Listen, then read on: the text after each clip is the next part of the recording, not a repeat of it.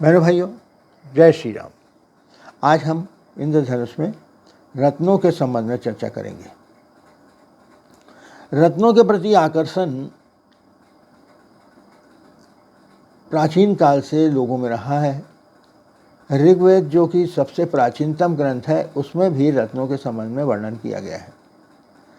रत्नों वेदों के साथ साथ रत्नों का उल्लेख पुराणों में भी काफ़ी किया गया है। रामायण महाभारत कालीन समय पे भी रत्नों को आभूषणों के रूप में उपयोग किया जाता था। इसके अतिरिक्त जैसा कि मैंने आपको बताया कि आयुर्वेद और ज्योतिष ये वेदांग है, इनमें भी रत्नों के संबंध में उल्लेख किया गया है।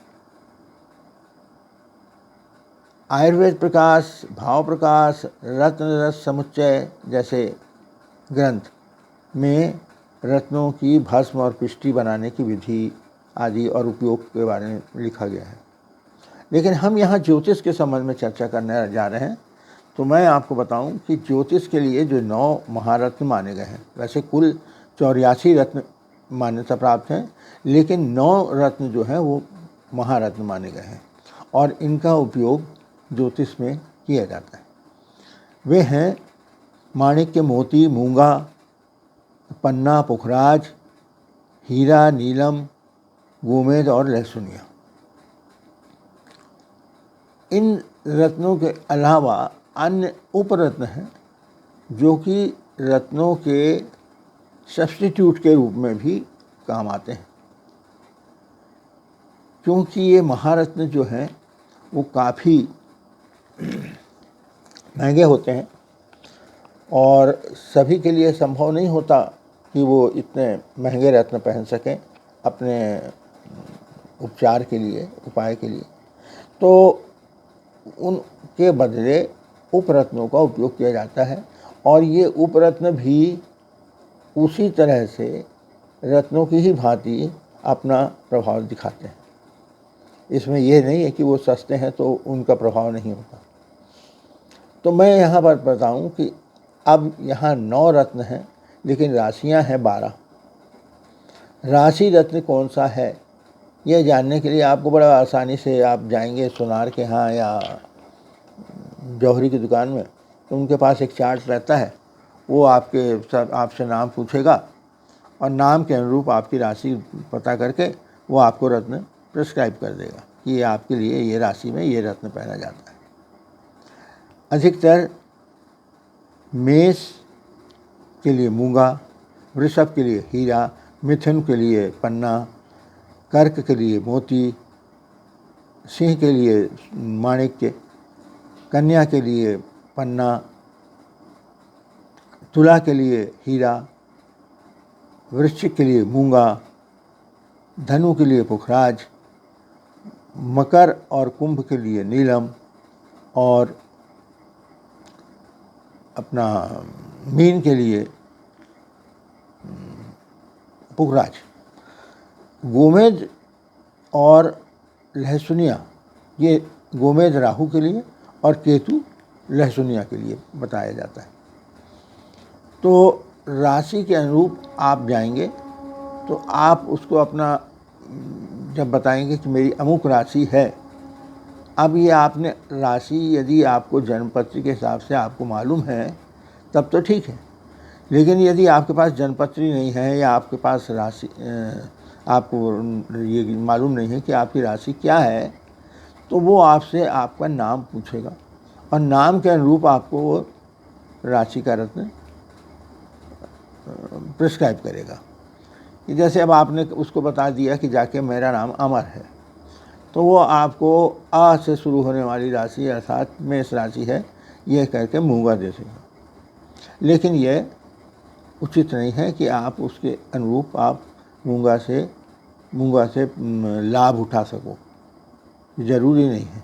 क्यों कि ये भी ज़रूरी नहीं है कि आपकी राशि मेष राशि ही हो, क्योंकि आपने नाम कोई जन्मपत्री के आधार पर नहीं बताया है, ये आपका प्रचलित नाम है। जन्मपत्री के आधार पर जो नाम होता है वो चंद्र जिस नक्षत्र में होता है उसके आधार पर निश्चित किया जाता है और वही आपकी राशि होती है। तो इसलिए कुछ लोग तो राशि रत्न के आधार पर पहनते हैं और कुछ लोग उसके अनुरूप नहीं मानिए कि आपको राशि नहीं मालूम, तो जन्म तारीख के हिसाब के नंबर से तय किया जाता है, जिसको हम अंक शास्त्र या न्यूमरोलॉजी कहते हैं। कि जैसे 1 से लेकर 9 नंबर ये न्यूमरोलॉजी में तय किए जाते हैं। एक अगर आपका नंबर है, 1 तारीख आपका जन्म हुआ है 1 तारीख को या 10 तारीख को या 19 तारीख को या 28 तारीख को, तो उस स्थिति में आपका मूलांक हुआ 1। तो इसमें वो आपको माणिक्य का सुझाव देगा कि माणिक्य पहन सकते हैं। तो ये न्यूमरोलॉजी के हिसाब से भी तय किया जाता है। और सूर्य की जो निर्यन राशि होती है, अधिकतर जो पाश्चात्य सभ्यता में प्रचलित होती है, उसके हिसाब से 15 अप्रैल से 15 मई या 14 मई तक आपको मेष राशि में सूर्य होता है, इसलिए वो आपको सूर्य के हिसाब से मूंगा बताएंगे कि आपकी राशि में आपको मूंगा पहनना चाहिए। लेकिन ये जो है ये मेरे विचार से उपयुक्त नहीं है। जहाँ तक हो कुंडली को देखकर उसका अध्ययन करके ही आपको रत्नों का उपयोग करना चाहिए, क्योंकि रत्नों से जो लाभ तो होते ही हैं, लेकिन कई बार इसके विपरीत प्रभाव भी पड़ता है। यदि मान लीजिए किसी ने नीलम पहन लिया जो कि उसके लिए उचित नहीं है, तो वो आपको घंटे 2 घंटे में ही अपना कुप्रभाव दिखा देगा। तो इसलिए काफ़ी विचार करके ही इस पर निर्णय किया जाना चाहिए। दूसरी बात कि कई बार ज्योतिषी बताते हैं कि आप अमुक रत्न धारण कर लो। क्यों? क्योंकि आपको जैसे अभी मंगल की दशा चल रही है या मंगल आपको कष्ट दे रहा है, तो आपको बोलेंगे कि मूंगा पहन लीजिए, या मांगलिक है लड़की तो मूंगा पहन लीजिए। तो ये मेरी दृष्टि में, मैं ये नहीं कहता कि मेरा विचार ही सर्वमान्य है, लेकिन मेरी दृष्टि में मेरे जो हिसाब से ये उचित नहीं होता। क्योंकि मेरा ये मानना है कि यदि आपका कोई मित्र है और यदि आपका वह मित्र शक्तिशाली बनता है तो वो आपके को लाभ देगा। लेकिन यदि आप अपने शत्रु को पोषित करेंगे, उसको ताकतवर बनाएंगे, तो वो आपको नुकसान पहुंचाएगा, ना कि आपको लाभ। तो इसलिए जो ग्रह हमको नुकसान पहुंचा रहा है, यदि हम उसके ग्रह के राशि के हिसाब से या उस ग्रह के पत्थर को हम पहनते हैं, रत्न को हम पहनते हैं, तो इससे वह और मजबूत होगा। और जब वो आपको नुकसान पहुंचा रहा है तो वह मजबूत होकर आपको नुकसान और ज़्यादा पहुंचाएगा। तो इसकी तुलना में हमें ऐसा किया जाना चाहिए कि जो रत्न हमारे को नुकसान पहुंचा रहा है, जो ग्रह हमको नुकसान दे रहा है, उसकी तो हमें शांति की ज़रूरत होती है कि उसकी हम शांति करें। और जो हमारा मित्र है कुंडली में, जो ग्रह हमारे को फ़ायदा दे रहा है, जो ग्रह हमको शक्ति दे रहा है, उस ग्रह को हम मजबूत करें ताकि वह उस ग्रह के प्रभाव को कम कर सके, शांत कर सके। यदि आपका मित्र मजबूत है तो वो आपके शत्रु को शांत करेगा। इस सिद्धांत पर मेरा ये मानना है कि आप उस पत्थर को पहने, उस पत्थर को ना पहने जो आपको नुकसान पहुंचा रहा है। वो जो ग्रह आपको नुकसान पहुंचा रहा है, जैसे यदि मंगल आपको नुकसान पहुंचा रहा है तो मूंगा नहीं पहनिए। जैसे यदि आपको शनि नुकसान पहुंचा रहा है तो आप नीलम मत पहनिए। यदि आपको राहु नुकसान पहुंचा रहा है तो गोमेद मत पहनिए। आप उसके विपरीत अपने मित्र मित्र ग्रह के रत्न को धारण कीजिए, तो निश्चित ही आपका वो मित्र मजबूत होकर आपको सहायता करेगा। इसके अतिरिक्त आपकी राशि हो सकती है कि मान लीजिए कर्क राशि है। अब कर्क राशि है तो केवल कर्क राशि होने के कारण मैं मोती धारण कर लूं, क्योंकि कर्क राशि के लिए राशि रत्न मोती है। चंद्रमा के लिए मोती, चंद्रमा को मोती रिप्रेजेंट करता है।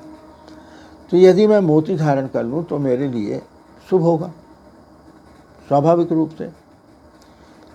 और मोती किस में धारण करूं? क्योंकि चांदी में। चांदी क्यों? क्योंकि चांदी भी जो है वो कर्क राशि से संबंधित है, चंद्रमा से संबंधित है। तो ऐसी स्थिति में चांदी में मैं मोती धारण कर सकता हूँ। लेकिन यहाँ पर भी एक आप ध्यान रखिए कि आपका वो चंद्रमा यद्यपि राशि का स्वामी है, किंतु वह कहीं 6वें, 8वें या 12वें भाव में तो नहीं है। यदि आपका चंद्रमा 6वें, 8वें, 12वें भाव में होगा तो जो मोती, जो कि कहा जाता है कि बहुत शांत ग्रह है, ये नुकसान नहीं पहुंचाता, ऐसा नहीं है, वह भी आपको नुकसान पहुंचा सकता है। मोती भी जनरली, मोती के बारे में ये कहा जाता है कि मोती एक बहुत शांत ग्रह है, वो उससे फ़ायदा नहीं तो नुकसान भी नहीं होगा। लेकिन यदि आपका चंद्रमा 6वें भाव में, 8वें भाव में या 12वें भाव में है, और तो ऐसी स्थिति में तो आप मोती का धारण ना करें, ऐसा मेरा सुझाव है। इसी अनुरूप यहाँ तो मैंने कर्क राशि का एक उदाहरण दिया। आपकी जो भी राशि हो, चाहे वो आपकी राशि धनु हो। अब धनु राशि का स्वामी होता है गुरु, और गुरु का रत्न होता है पुखराज। तो आप पुखराज धारण कर सकते हैं, लेकिन आप पहले देखिए कि आपके गुरु की स्थिति कुंडली में क्या है। आपका गुरु कहीं 6वें, 8वें, 12वें में तो नहीं है, या 6वां, 8वें, 12वें का स्वामी तो नहीं है। ऐसी स्थिति में वह आपको फायदा के साथ साथ नुकसान भी देगा। यदि कुछ फायदा देगा तो नुकसान अधिक देगा। तो इस बात पर ध्यान रखना बहुत ही आवश्यक है। और यह मेरा अनुभव किया हुआ है कि इस प्रकार से 6वें, 8वें, 12वें में स्थित ग्रह से संबंधित रत्न पहनने से नुकसान भी हो सकता है। तो ऐसी स्थिति में आप पहले देखिए कि आपका लग्नेश क्या है। हम रत्न पहने तो फिर कौन सा पहने, कि आप यह देखिए कि आपके लग्न का स्वामी कौन सा है।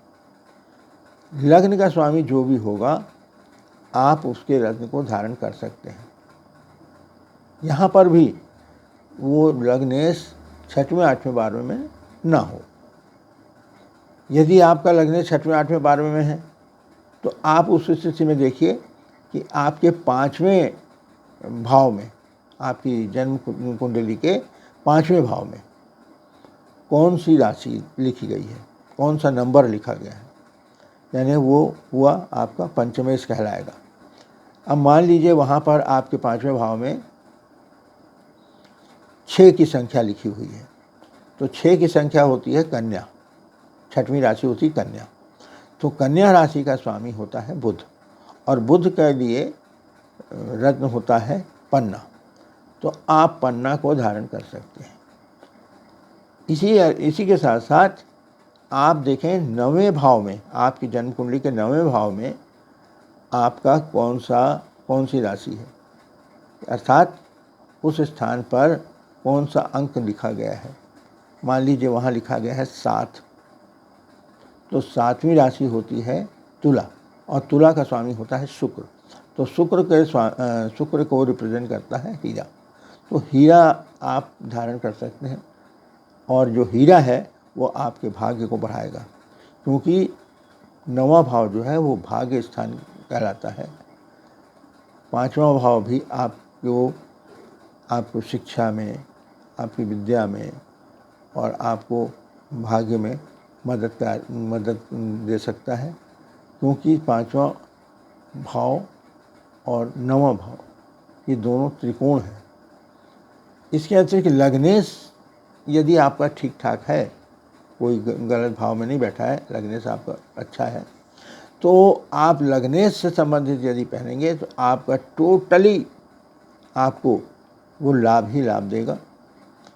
जैसे कि आपके स्वास्थ्य में लाभ देगा, आपके भाग्य में लाभ देगा, आपके स्वभाव में अंतर लाएगा। इस तरह से आपके कंप्लीट जीवन को रिप्रेजेंट आपका लग्न करता है। तो लग्न का स्वामी लग्नेश आपसे संबंधित जो पत्थर है उसको आप जरूर धारण करें। और ये निश्चित जानिए कि ये पत्थर जो हैं, ये रत्न जो हैं, वो हमें लाभ पहुंचाते ही हैं। इसके पीछे इसमें लाइट और रंगों के का महत्व है। जैसे आपने शायद सुना हो कि रंग चिकित्सा भी होती है, जिसमें रंगीन कांच की बोतलों में पानी भरकर धूप में सूर्य प्रकाश में रख दिया जाता है एक निश्चित समय तक, 1 महीना 15 दिन, उनका अलग अलग समय होता है।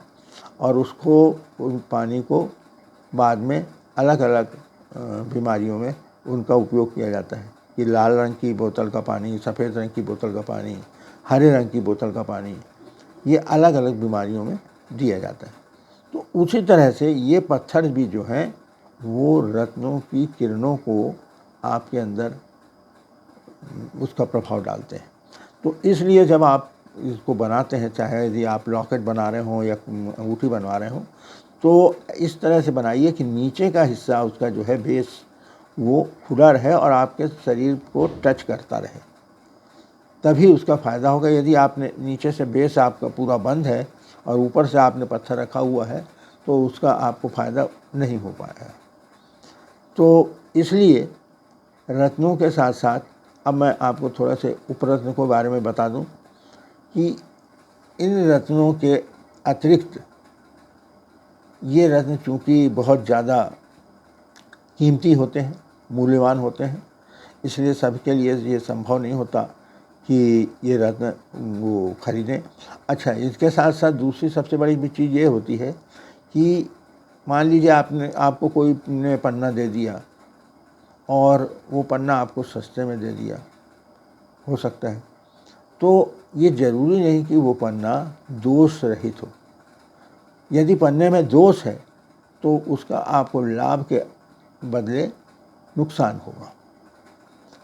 अधिकतर पन्ने में जालियां मिलती हैं और जो बिल्कुल निर्दोष पन्ना है वो बहुत ही ज़्यादा महंगा मिलता है। तो ऐसी स्थिति में आप उपरत्नों का उपयोग कर सकते हैं। उपरत्न कौन से होते हैं? जैसे मान लीजिए पन्ने का हमको पहनना हो तो हम पन्ने के लिए बदले में ग्रीन ओनेक्स पहन सकते हैं, जो बहुत ही सस्ता होता है। जो हम फिरोजा पहन सकते हैं, हम जेड पहन सकते हैं, हरे रंग का। इसमें रंग का महत्व होता है। पन्ना चूँकि हरे रंग का होता है तो हरे रंग से संबंधित आप समझ जाइए कि उस तरह से। अब कुछ रत्नों के बारे में, जैसे उपरत्नों के बारे में बताऊं कि इनमें अलग अलग विशेषताएं भी होती हैं। जैसे यदि आप पेरीडाट खरीदते हैं तो ये पेरीडाट जो है भूत प्रेत, नज़र दोष, इन सब से भी आपकी रक्षा करता है। इसी तरह से एक पत्थर होता है जिससे आप उपरत्न है वो, उसको एमथिस्ट कहते हैं। वह उसके बारे में कहा जाता है कि वह शराब की जो लत होती है उसमें वो कंट्रोल कर देता है, उससे उसके प्रति आदमी की विरक्ति पैदा करता है। तो इस तरह से रत्नों के प्रभाव बहुत ज़्यादा हैं। आप रत्न जब पहनेंगे, आप उसके पहले एक काम करिए कि उस रत्न को पहनने से पहले आपको वो फ़ायदा पहुंचा रहा है या नहीं पहुंचा रहा है, उस रत्न को आप कम से कम 1 हफ्ते तक अपनी तकिया के नीचे सिरहाने रख कर सोइए। और उसमें यदि आपको किसी प्रकार के कोई बुरे स्वप्न नहीं आते हैं, आपको नींद अच्छी आती है, तब तो समझिए कि ये रत्न आपके लिए उपयुक्त है। यदि इसके विपरीत आपको बुरे स्वप्न आते हैं, नींद नहीं आती है, तो आप ये रत्न मत पहनिए, आप फिर किसी दूसरे रत्न के प्रयत्न कीजिए। इसके साथ साथ इस रत्न को कब धारण करें, कैसे धारण करें? तो रत्नों को धारण करने का उपयोग समय होता है अधिकतर उसकी होरा में पहनना, उस ग्रह की होरा में पहनना। जैसे मान लीजिए आपको मोती धारण करना है, तो शुक्ल पक्ष के सोमवार को, सोमवार क्यों? क्योंकि सोमवार चंद्रमा के लिए माना जाता है। सोमवार के प्रातः सूर्योदय से लेके 1 घंटे के भीतर, सूर्योदय से लेके 1 घंटे के भीतर चंद्रमा की होरा होती है, तो उस पीरियड में आप इसका धारण कर सकते हैं। एक आप पहले उसका पंच पूजन कर लीजिए। आप उसमें कच्चे दूध से, गंगा जल से स्नान कराकर उसको आप स्थापित कीजिए। उस पर आप हल्दी, चंदन, कुमकुम, फूल, पुष्प माला चढ़ाकर एक माला कम से कम ओम सोम सोमाय नमः इस तरह से जप कर लीजिए और उसके बाद उसे अपनी उंगली में धारण कर लीजिए। इसके लिए अलग अलग उंगलियां भी निर्धारित की गई हैं कि ये जो छोटी उंगली होती है आपकी कनिष्ठिका, वह बुध के लिए प्रतीक है, तो वहाँ पर आपको बुध से संबंधित रत्न पहनना है। आप चंद्रमा के लिए जो मोती धारण करेंगे वो आप अनामिका में धारण कर सकते हैं और मध्यमा में आप धारण करिए नीलम, और जो तर्जनी है उसमें पुखराज धारण किया जाता है। और माणिक्य भी है, तो माणिक्य को भी आप या तो अनामिका में धारण करें तो ज़्यादा बेहतर होगा। तो इस तरह से इन रत्नों का प्रभाव पड़ता है और उनको धारण करने की विधि, जैसे अभी मैंने आपको बताया कि सोमवार को मोती के लिए, तो उसी तरह से मंगल के लिए आपको मूंगा पहनना है मंगलवार के दिन, वही प्रातः सूर्योदय से 1 घंटे के भीतर, उस पीरियड में मंगल की होरा होगी। मंगल की होरा बाद में भी आएगी, लेकिन एक एक घंटे पहले दूसरे ग्रहों की पूरी होगी। जैसे मंगल के बाद फिर दूसरे ग्रह आएंगे और उनके बाद फिर से जब मंगल का क्रम आएगा, तो इसलिए उतना सब करने की ज़रूरत नहीं है। आप सूर्योदय से 1 घंटे के भीतर आप उसको धारण कर सकते हैं। आज के लिए इतना ही। मैं अगले बार कोशिश करूंगा कि प्रत्येक रत्नों के बारे में आपको एक एक रत्न के बारे में एक एक बार एक एक वीडियो बनाते जाऊं, ताकि आपकी जानकारी में वृद्धि होती जाए। जय श्री राम। धन्यवाद।